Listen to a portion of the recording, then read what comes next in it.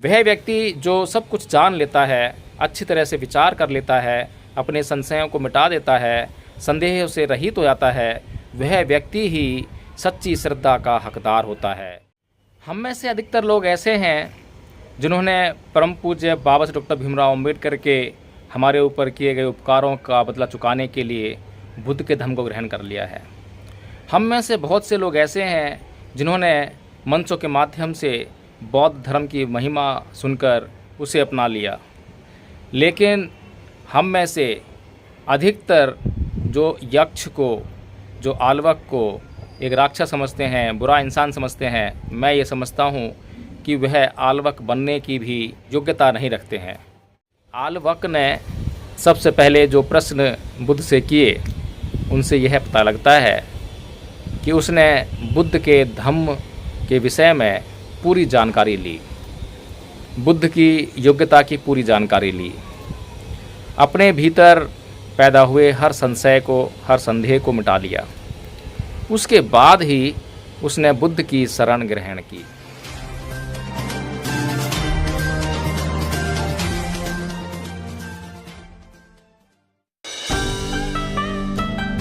जय भीम, नमो बुद्ध। साथियों, आज चर्चा करेंगे आल्वक सुत्त की। जैसा कि पिछले वीडियो में मैंने आल्वक सुत्त पाली में पढ़ा, गाया और उसके बाद उसका हिंदी अनुवाद किया। इन दोनों बातों के बाद पहले पाली में पढ़ना और उसके बाद हिंदी में उसका अनुवाद करना, इसके बाद आल्वक सुत्त का सारांश क्या है, उसका भाव क्या है, हमें उससे क्या सीखने को मिलता है।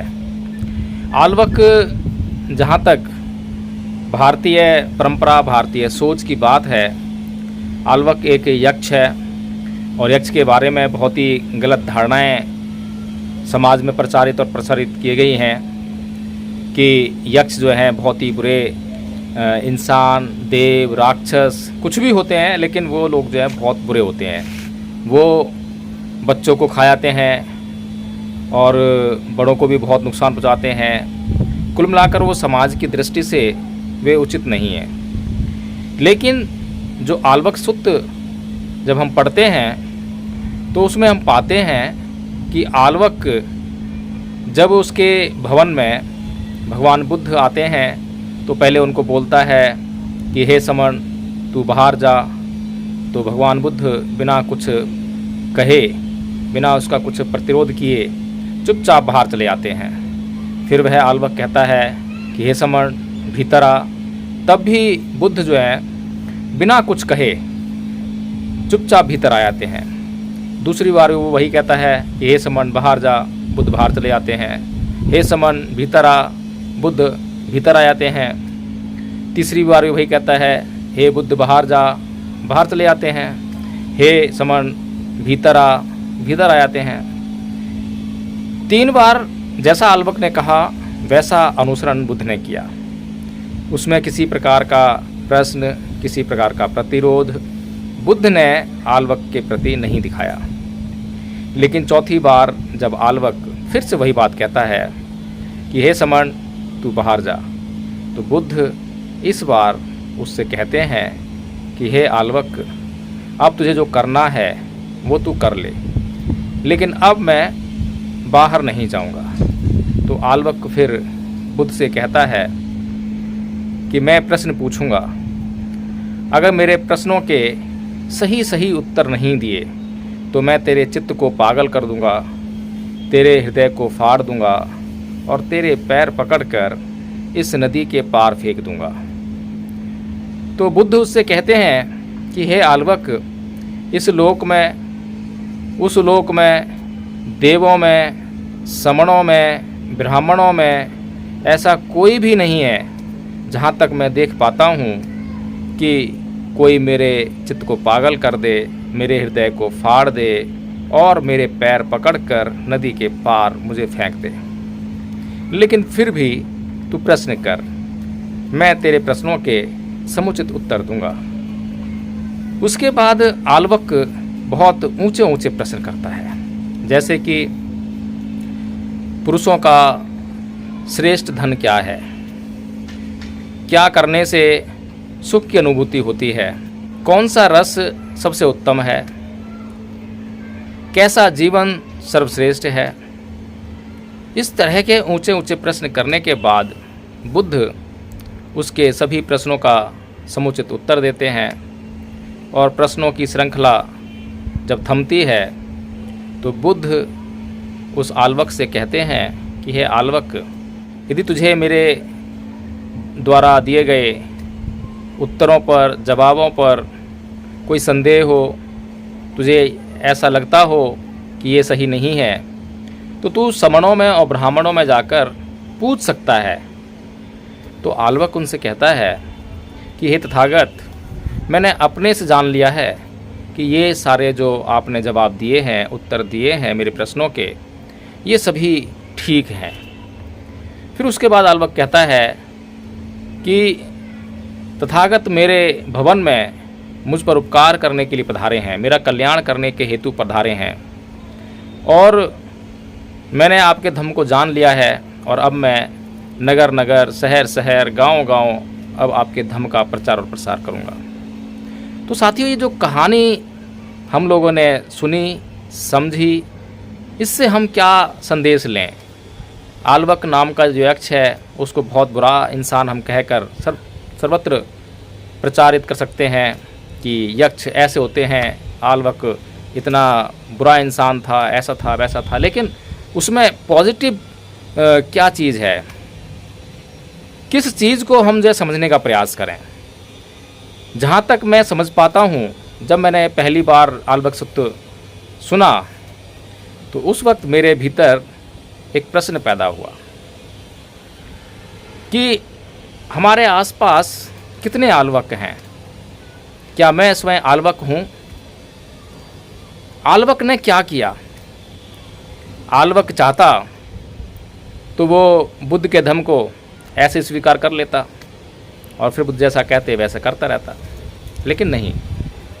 आल्वक ने सबसे पहले जो प्रश्न बुद्ध से किए, उनसे यह पता लगता है कि उसने बुद्ध के धम्म के विषय में पूरी जानकारी ली, बुद्ध की योग्यता की पूरी जानकारी ली, अपने भीतर पैदा हुए हर संशय को, हर संदेह को मिटा लिया।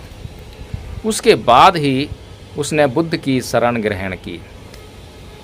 लेकिन हमारे आसपास क्या हो रहा है? क्या जो लोग अपने आप को बौद्ध कहते हैं, क्या उन्होंने कभी इतने ऊंचे प्रश्न उठाए हैं? कभी बुद्ध के धम्म के बारे में कभी अध्ययन किया है? मैं बहुत से लोगों से मिलता हूँ जिन्हें या तो जय भीम नमो बुद्धाय ही आती है, या फिर उसके बाद पंचशील आती है, वंदना करनी आती है, या कुछ लोग ऐसे भी मिलेंगे जिन्होंने बुद्धाय निज धम्मा, हिंदी में कहें तो बुद्ध और उनका धम्म का अध्ययन भी किया है, उसे पढ़ा है। लेकिन बहुत कम लोग ऐसे मिलते हैं जिन्होंने बुद्ध और उनका धम्म का गंभीरता से अध्ययन किया हो, और बुद्ध और उनके धम्म के अलावा इतना विशाल काय त्रिपिटक है, सागर के समान, उसमें से बहुत कम लोग ऐसे मिलते हैं जिन्होंने उस त्रिपिटक साहित्य में से भी कुछ पढ़ा हो। बौद्धों का सबसे महत्वपूर्ण ग्रंथ धम्मपद बहुत महत्वपूर्ण ग्रंथ है, उसका अध्ययन किए हुए लोग तो मैं बहुत कम पाता हूँ, ना के बराबर। हम में से अधिकतर लोग ऐसे हैं जिन्होंने परम पूज्य बाबा साहेब डॉक्टर भीमराव अम्बेडकर के हमारे ऊपर किए गए उपकारों का बदला चुकाने के लिए बुद्ध के धर्म को ग्रहण कर लिया है।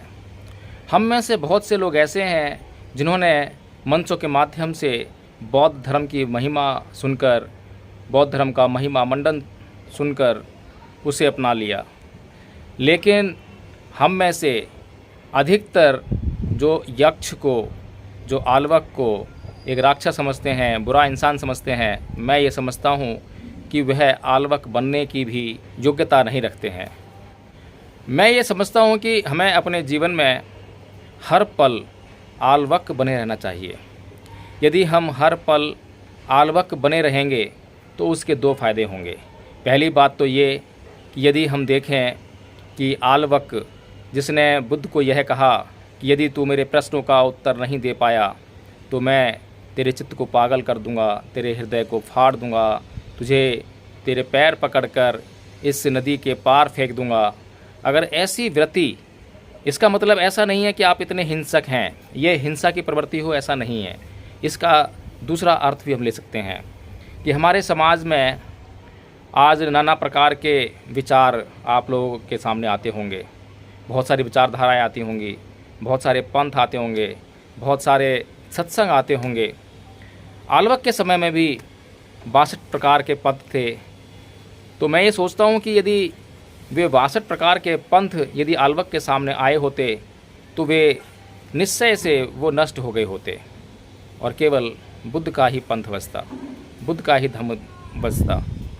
इस तरह से आज हम यदि वास्तव में बुद्ध के धम्म को स्थापित करना चाहते हैं तो हमें आज तमाम मौजूद पंथ, वर्ग, संप्रदाय, धर्म के नाम पर चल रहे वर्ग और सत्संग, जो सत्संग के नाम पर पता नहीं क्या क्या चल रहा है लेकिन सत्संग नहीं चल रहा है, तो ऐसे कुविचारों को, गलत विचारों को समाज में से अगर नष्ट करना है तो हमें हर पल आलवक बनना बहुत ज़रूरी है। और जब तक हम आलवक नहीं बनेंगे तब तक हम अपने भीतर कभी भी सच्ची श्रद्धा को स्थान नहीं दे पाएंगे। वह व्यक्ति जो सब कुछ जान लेता है, अच्छी तरह से विचार कर लेता है, अपने संशयों को मिटा देता है, संदेह से रहित हो जाता है, वह व्यक्ति ही सच्ची श्रद्धा का हकदार होता है, सच्ची श्रद्धा को अपने भीतर ला सकता है।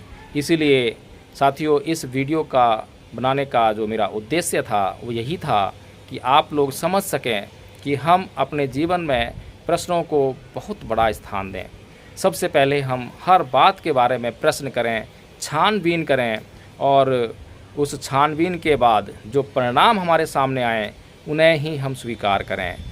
अच्छी तरह से छानबीन कर ली गई बातों के जो परिणाम होते हैं उनको स्वीकार करने के बाद ही हमारा कल्याण हो सकता है, हमारा कल्याण हो सकता है, हमारा कल्याण हो सकता है। भवतु सब मंगलं, सबका मंगल हो, सबको दुख मुक्ति का एक मार्ग मिले, किसी के जीवन में किसी भी प्रकार का कोई कष्ट ना रहे। जय भीम, नमो बुद्धाय।